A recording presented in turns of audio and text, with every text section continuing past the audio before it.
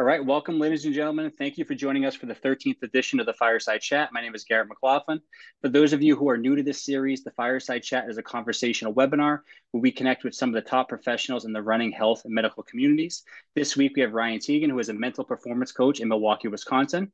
Before we get started, let me cover a few quick housekeeping items. First, do me a favor and silence any technology around you. I just want to make sure you get the most from this information today. Second, I highly recommend asking questions. Of course, there'll be specific items that we'll cover as was outlined in the registration, but you are more than welcome to ask anything that will help you positively impact your mindset in running. Feel free to drop a question in the chat box now or at any point throughout this chat if something comes to mind. Last, if you cannot stay for the entire chat for whatever reason, or you just want to reflect back on this content at a later time, I will be sending the replay of this to you tomorrow at 11 a.m. Central Time. So make sure you check your email and especially the spam folder since it can sometimes end up in there. Without further ado, Ryan, thank you for joining us in the Fireside Chat. How's your week going so far? Thanks for having me, Garrett. It's been pretty good. It's been busy just kind of doing some traveling over this past weekend, but I'm back in Milwaukee, so we're doing all right here. That's good to hear. And I hear you were in family in North Dakota. Are you from there originally?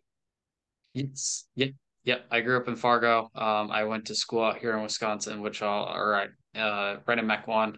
So I'm kind of local for probably the last 7 years or so. Love it Nice. here. Yeah, Except that's for the awesome. weather. I went up north and it was probably there's still probably about 3 inches of snow on the ground. So I was going just to ask you something to be that. grateful about today. When I think of North Dakota, all I think about is snow and ice fishing and all that kind of stuff. Yep. It's either snowing on the ground. There's either 3 inches of snow on the ground or everything is flooding. So it's something to be grateful for coming back. But 100%. So before we jump into the content today, I know we have an idea of where you're from, but tell us a little bit about your background and kind of how you made it to today.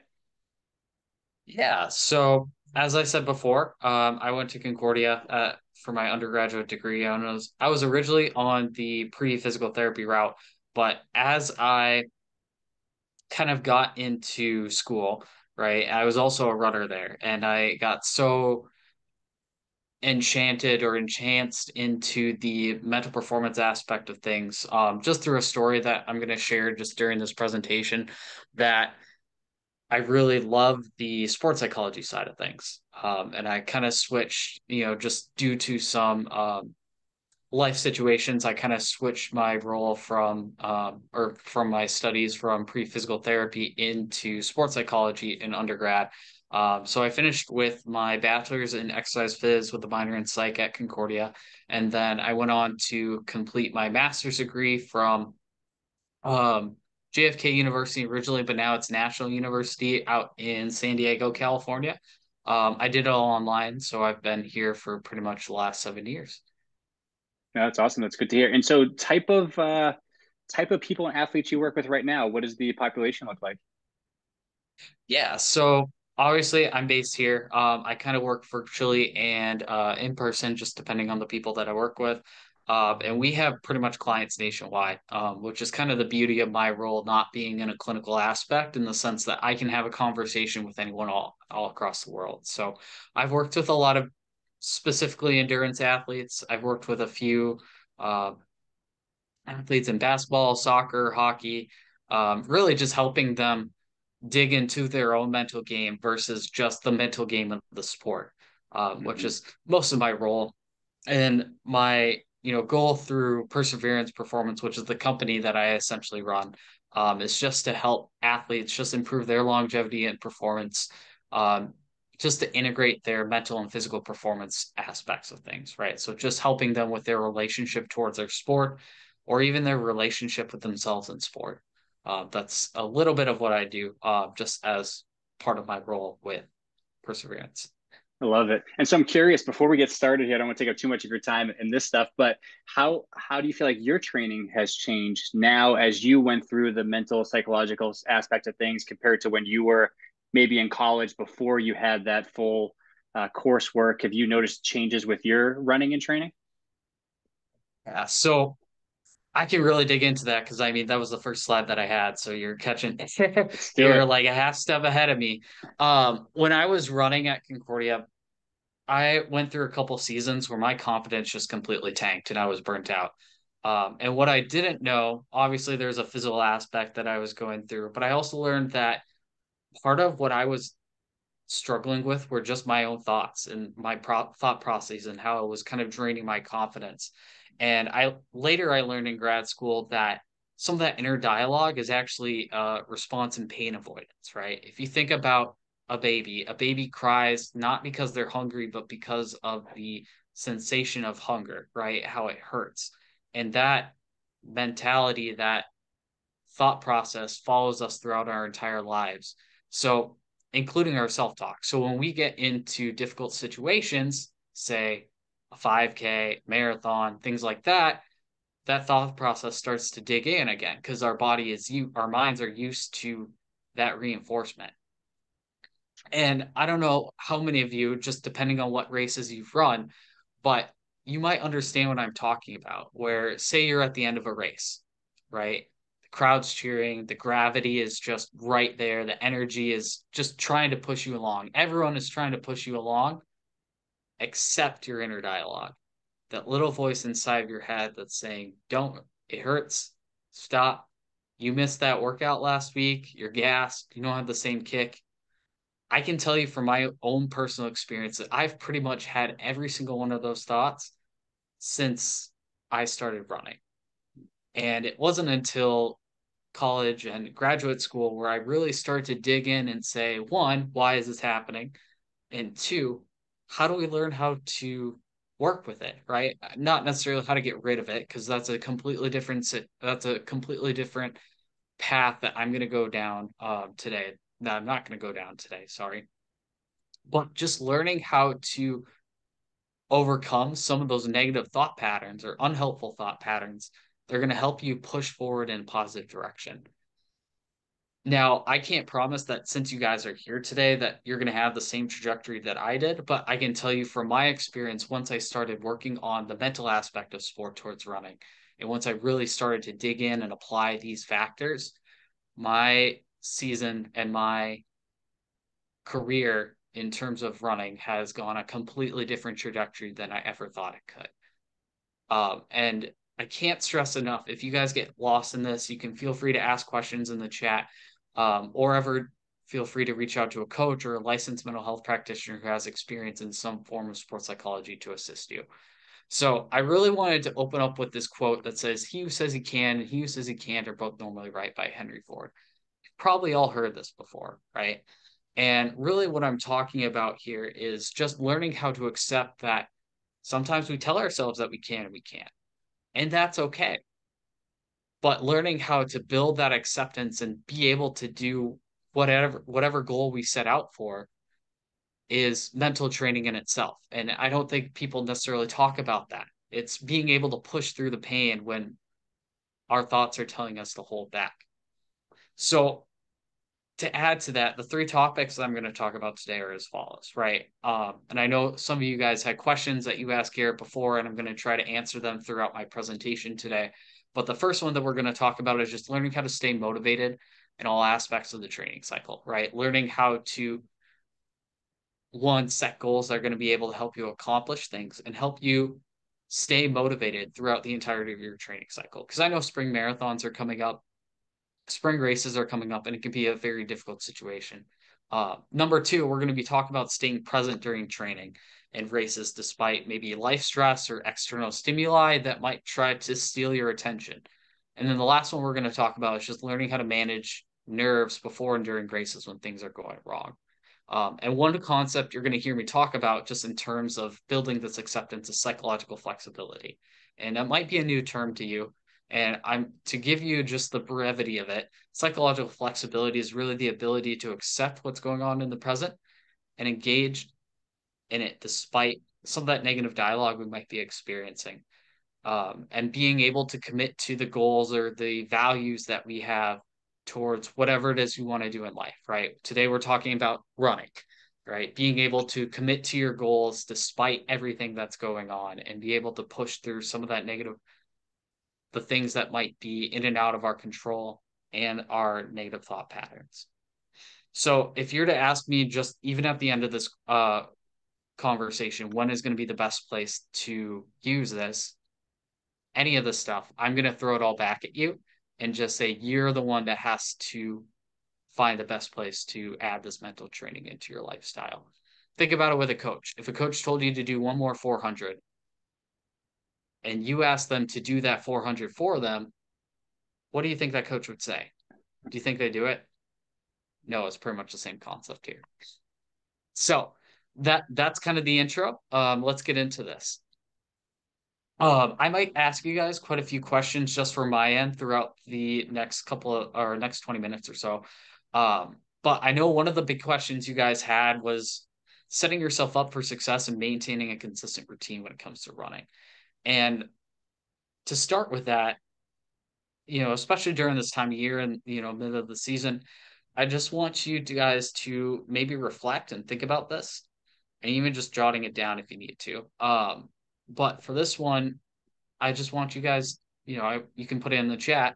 How are you guys doing with your New Year's resolutions or any goals that you set out with at the beginning of the year?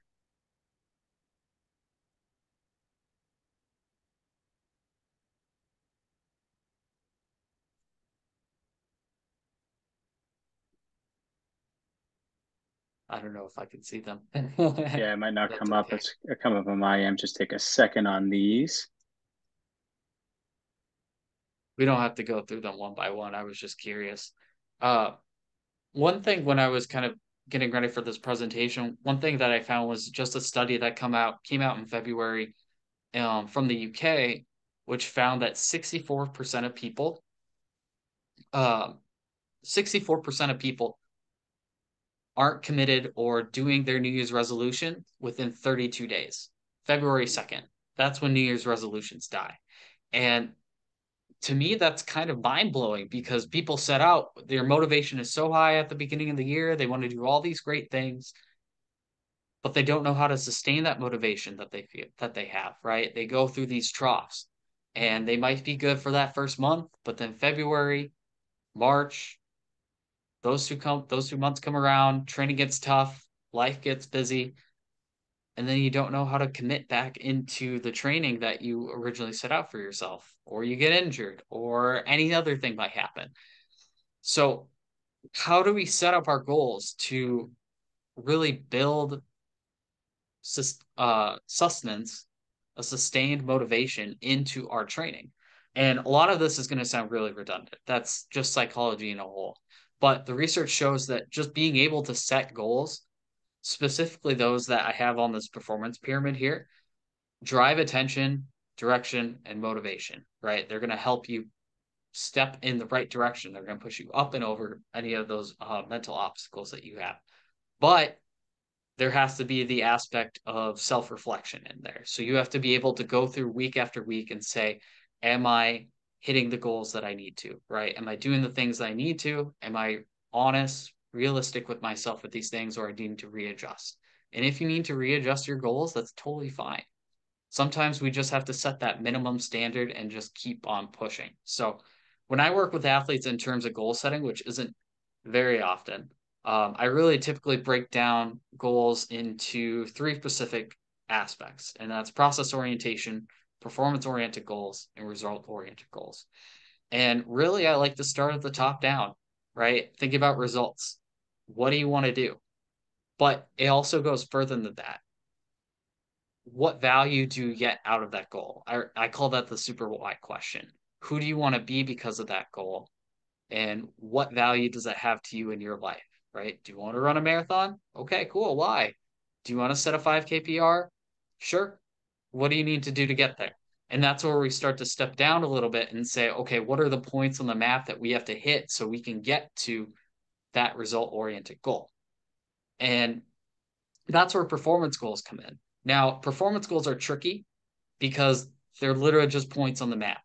We always don't hit those points right on. And I know people are very good about setting A, B, and C goals, but I think of them as a 1.5, a 2.5, right? What happens if we're only that half step down and just being realistic with that space between A and B goals and just being able to adjust when we need to, right?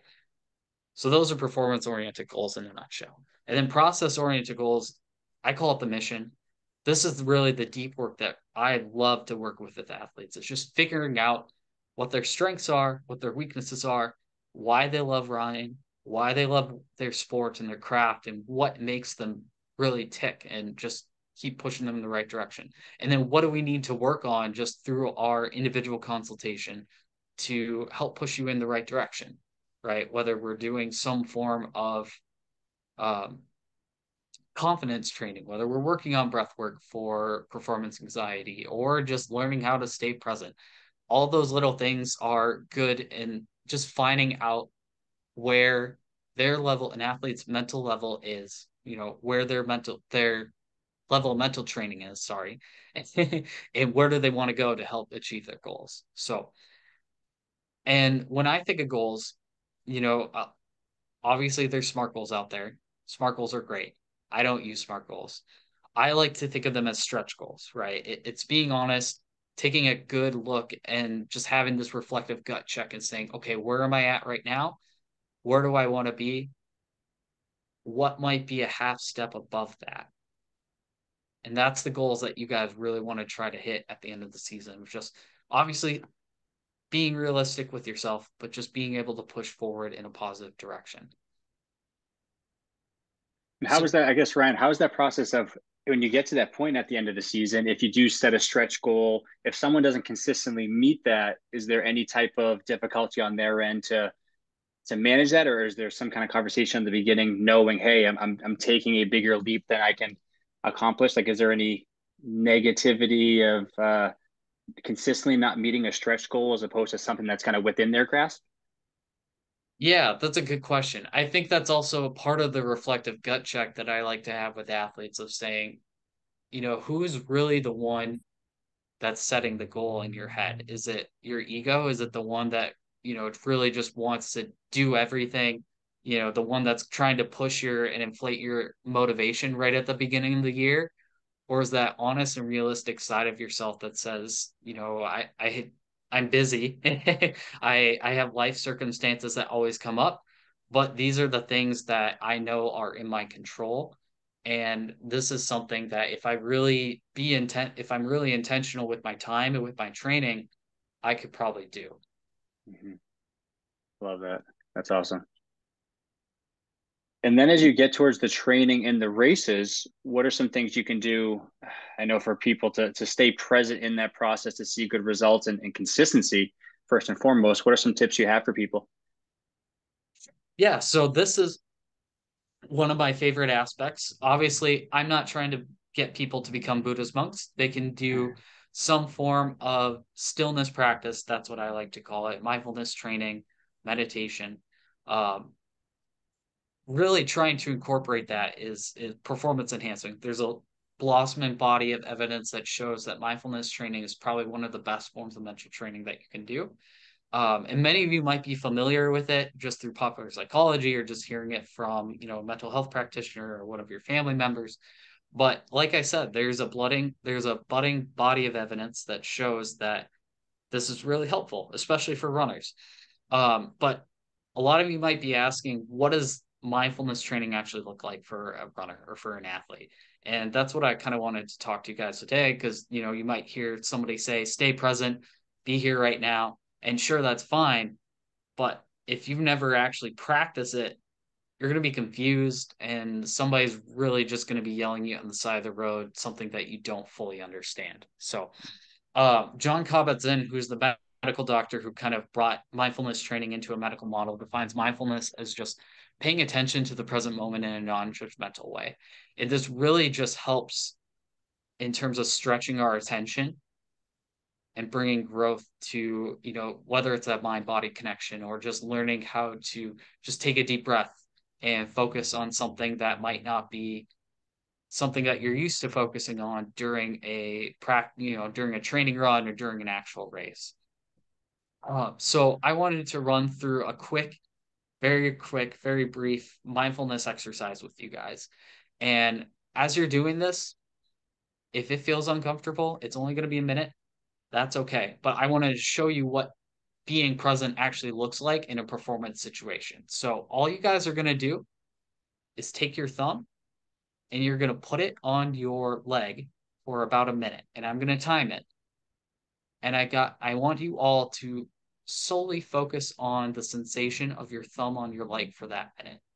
Your mind might wander off, and that's totally okay. But I want you guys just to understand what it feels like to stay present under pressure. It's going to be quick, so I'm just going to start it. I'm just going to start my watch.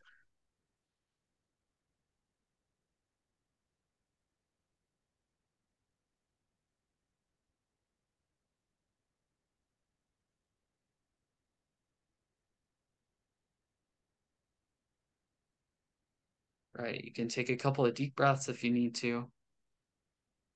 It's been a long day.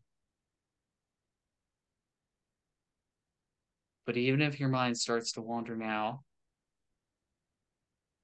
just bring it back.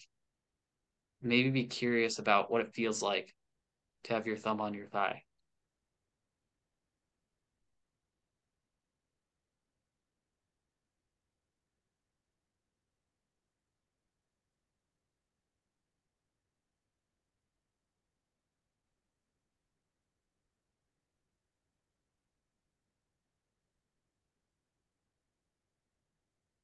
Three.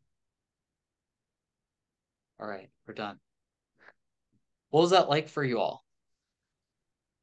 You can jot it down or just think about what that felt like. Maybe any thoughts that you had, even if it was stupid. That's one that I had the first time that I tried that exercise. But that's just one example of what it means to stay present under pressure. And obviously, in a marathon, that might be closer to an hour, right, of actual running. But I can tell you from my training as both a runner and as a practitioner of mindfulness training, the more you practice, the better you get. In terms, I like to think of it. There's a great book called "Good Morning, I Love You" by Shona Shapiro, who's a health psychologist out in California, and her typical slogan is, "What you practice grows stronger." And just like learning how to run, right, being able to get into running, you have to start slow for short periods of time. But the longer you extend that mindfulness practice, the better you become. Just like the more miles that you have as a runner, the better you're going to be at running. So really, you have to start doing an exercise like that, doing some form of seated meditation or mindfulness training, even breath work, body scans, gratitude. Um, a lot of the research shows about 5 minutes for about 12 minutes each session to start seeing, that minimum dose response. But what I say to that is at this point, 1 minute is better than nothing, just like that 1 minute that we just did. And then eventually learning how to incorporate that training into your walking or running, um, slowly, finding times or finding places where you really just need to be present, whether that's focusing on the sensation of your feet hitting the ground, your arm swing, and not trying to change it, right? Not from a biomechanic of view, but just understanding what it actually feels like to move your arm or move the sound of your feet hitting the pavement, different things like that. And a lot of research, there's a recent study that just came out that shows that mindfulness training is one way to manage exercise induced pain, right? That pain that we feel from running. Um, and all it is, again, it's just simply paying attention to the present moment and just finding something to pay attention to. And the key is always just to practice. And combining that with the self-reflection, the goals that we set before, and some form of self-regulation, which I'm going to talk about in the next slide, can be valuable for managing that exercise-induced pain during training and competition. So just all of this stuff is going to kind of wrap together, and then I'm kind of giving you guys a package, and then you guys have to figure out how to unwrap it yourselves, which is unfortunately the weight of our session today. But the next slide, we're really going to be talking about managing pre-race nerves. And at this point in your lives, it might just be something that you're physiologically conditioned to. But working through performance anxiety is something that every person who takes on a performance endeavor experiences. So performance anxiety and just energy management in general was really studied in the 1980s by a psychologist named Yuri Hannon, who came up with this idea of zone of optimal performance. This is not the same thing as a sweet spot, I'm just going to tell you guys that now. That was a different, those two graduate students a little bit earlier than him that came up with that. So the research has kind of changed. Now, Hannah really talked about how every person has a sweet spot that's multidimensional, just depending on their personality, who they are, what race they're doing, what event they're doing, and what emotions they feel. And my question for you guys is, what does your sweet spot, depending on your preferred race, look like? If you could put a label on it, what does it look like and what does it feel like? And that's something to think about when we're working through some of the self-regulation stuff, right? And this goes back to what I said before in terms of thoughts. Some of those thoughts might change your energy management, right? You might just get really anxious because of the voice inside of your head before you're going to a race. And there's several tools that we can talk about. There's probably 10, but I just really wanted to dig into 3 quick ones. And I know we're running out of time. The first one being pre-race ritual. Notice or routine. Notice how I did say ritual, but I didn't mean it. There's a big difference here. And a recent meta-analysis just done by a couple of psychologists found that pre-performance routines, depending, no matter what size they are, how big they are, to be a full routine, and even just depending on the race and how much pressure you put on it, having some form of traffic flow, mental traffic flow before a race has been found to be effective in managing competition anxiety. The second one's breath work, different than meditation, right? This is a physiological response that we're trying to bring in practice. And I was doing breath work even just before this presentation. Our breath is a direct connection to our physiology. And when we feel anxious, we might be taking shallow, fast, short breaths that are actually lowering the oxygen content in our blood. And when we're nervous and borderline hyperventilating, we can use slow, rhythmic breathing to relax our parasympathetic nervous system. And that causes a relaxation response in the body. So learning how to take long exhales, not slow exhales, not necessarily deep, also lower CO2 content in our bloodstream, allowing our blood just to uptake more oxygen. One interesting fact that I learned from a podcast a while ago is that Bill Bowerman was actually a big proponent of breath work during races. And I don't have a lot of evidence on this, but from what I've read, it sounds like the men of Oregon were pretty heavy mouth breathers, before that last 300 to 400 meters before a hard event, right? Before they were about to set their kickoff and just finish, whether it's the mile or 3 mile, things like that. Now, the last strategy that I wanted to show you guys in terms of managing pre-race nerves, and this is going to be really quick, but it's probably my favorite strategy to use, is called cognitive diffusion. Now, I talked to you guys earlier about how when a baby cries, it's because they have the sensation of being hungry, not necessarily the hunger themselves. And this concept comes from relational frame theory, which was brought about by a psychologist named Stephen Hayes. He's still around. I think he lives in Nevada. But really, we interact with our world through our language. And we use our language to describe physical sensations. And that includes running. So when you think about running, if you hit a wall without any intervention, what might you be saying to yourself when you hit that wall? What kind of weight do those thoughts that you have on you? What does that feel like when you have that thought? And I want you guys to hold on to that thought and that feeling for about 10 seconds.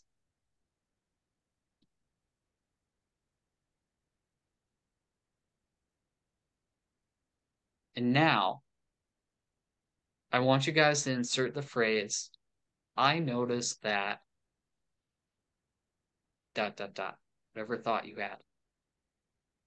And if you even wanted to add to that, you can say, I'm noticing that I'm having the thought that ...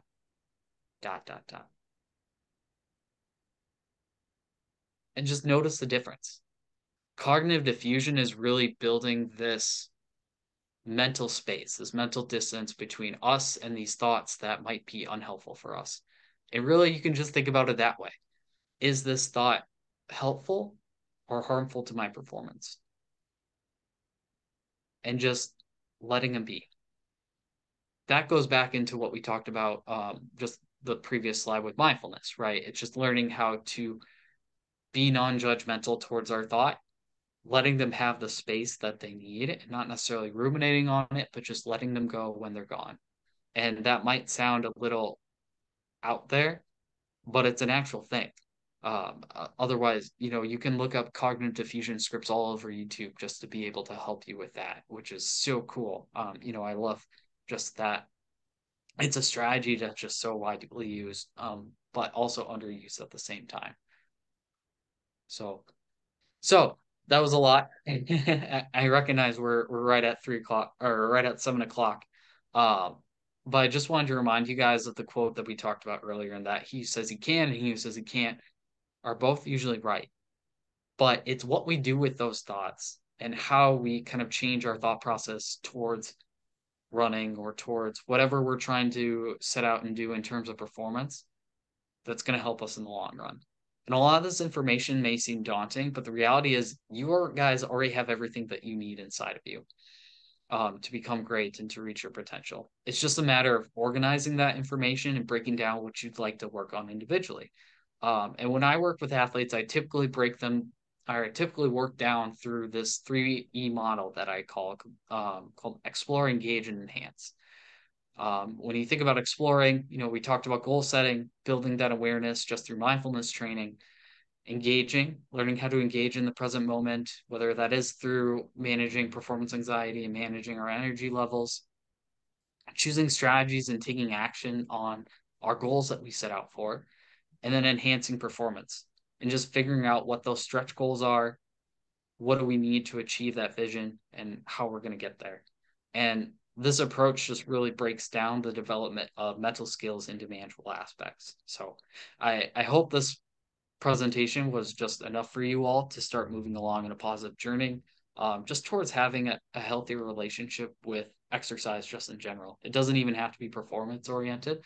I love I love training. I love running. I love seeing people run. So, that's kind of the base of my motivating factor when I come to working with athletes or working with individuals who are recreational athletes.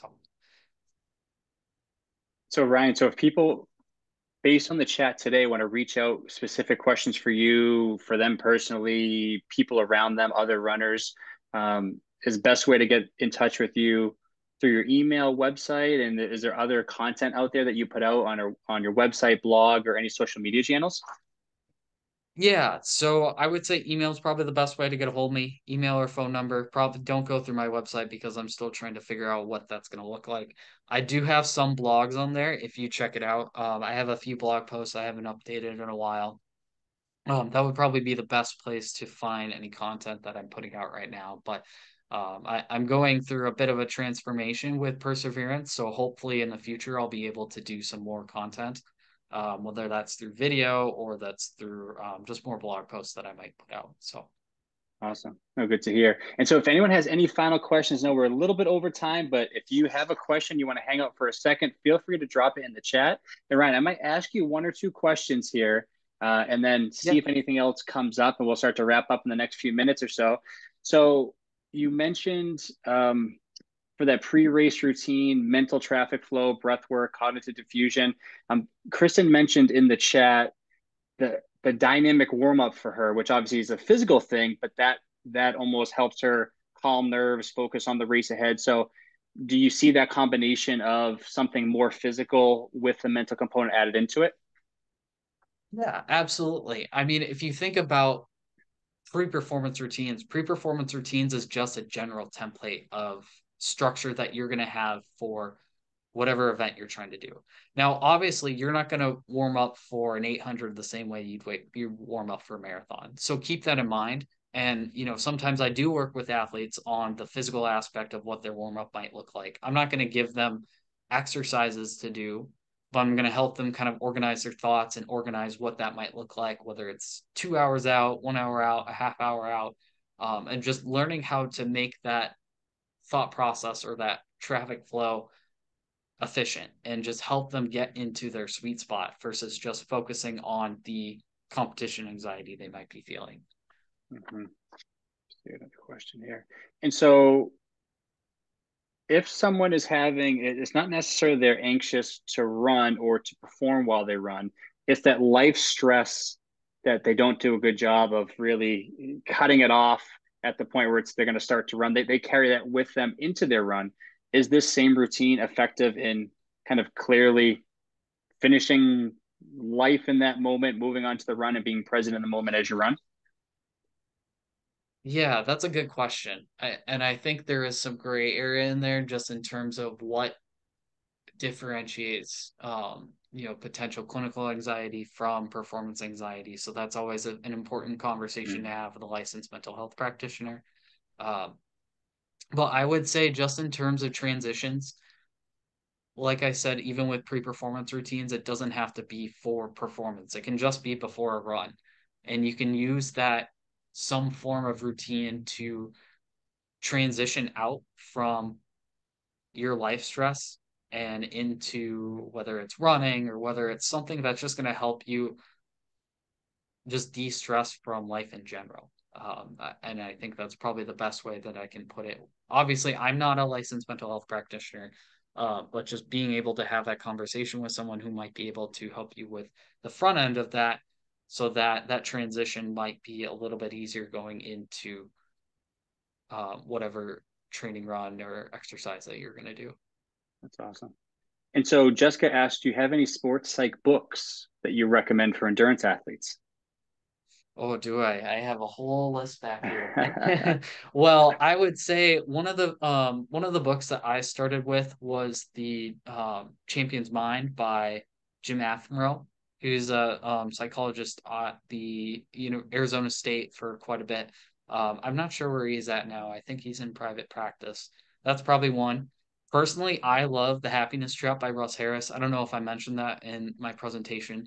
That's not specifically performance oriented, sports like oriented, but it's where it's a great book to dig into acceptance and commitment therapy.